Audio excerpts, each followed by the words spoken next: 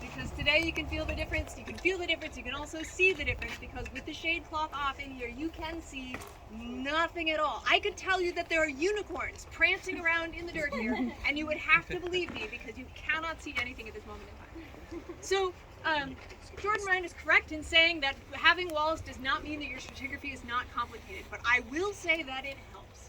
Because what the walls do is, if you have wall stubs that are not completely removed, it maintains a space between your phases, right? You have those wall stubs, they topple in, they fill to that level, and it creates a little bit of a gap between your occupational levels.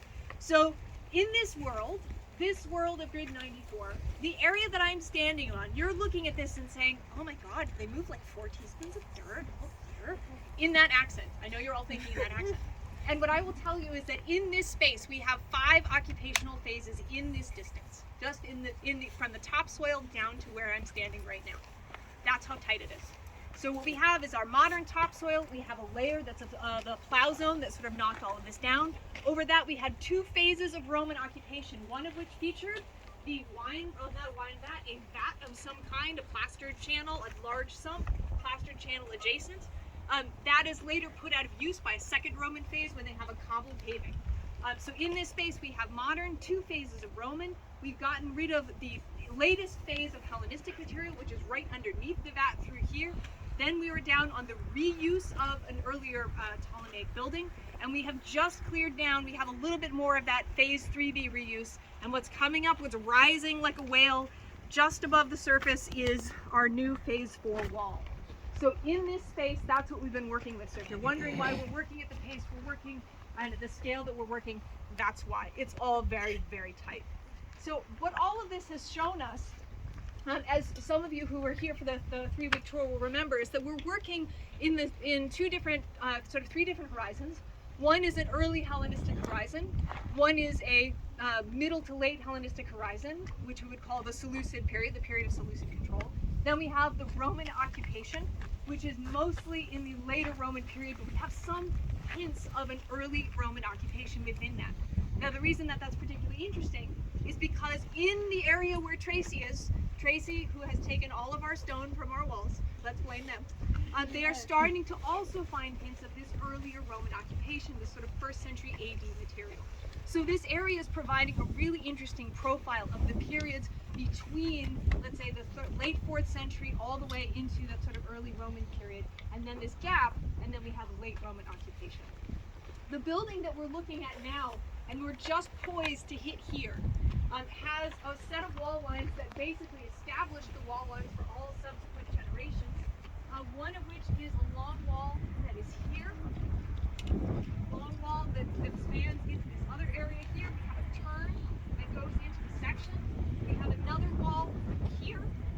So we have the creation of a couple of different rooms, one in the sort of south, one in the middle, one in the north. This wall continues and meets another wall that closes it off here.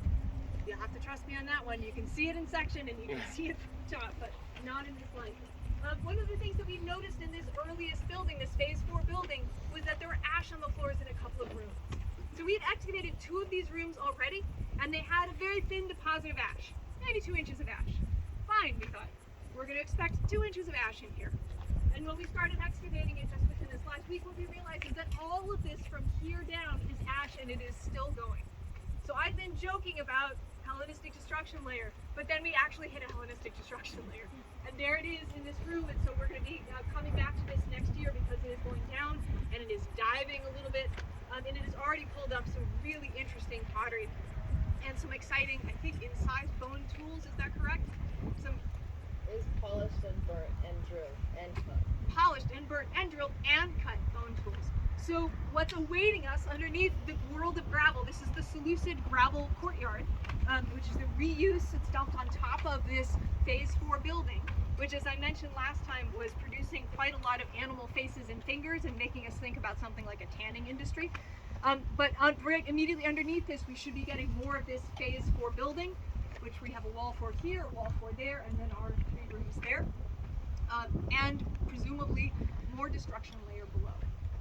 So again, this is the story that we're telling in a very tight space and in very tight increments, but more awaits awaits us next year. And I don't want to tell you too much because we have more to do at the lecture tonight. Our casual Hellenistic chat, which is scheduled for this evening, in which we're actually going to think about some of the political circumstances affecting the region, get a little bit of a quick overview of the Hellenistic period, and also take a look at what's coming out of this destruction layer so that we can think constructively about where we place it and how we connect it to the events that are affecting the rest of the Jezreel Valley. That is all. Any questions? It's hot. I don't want to make people stand out with no shade cloth.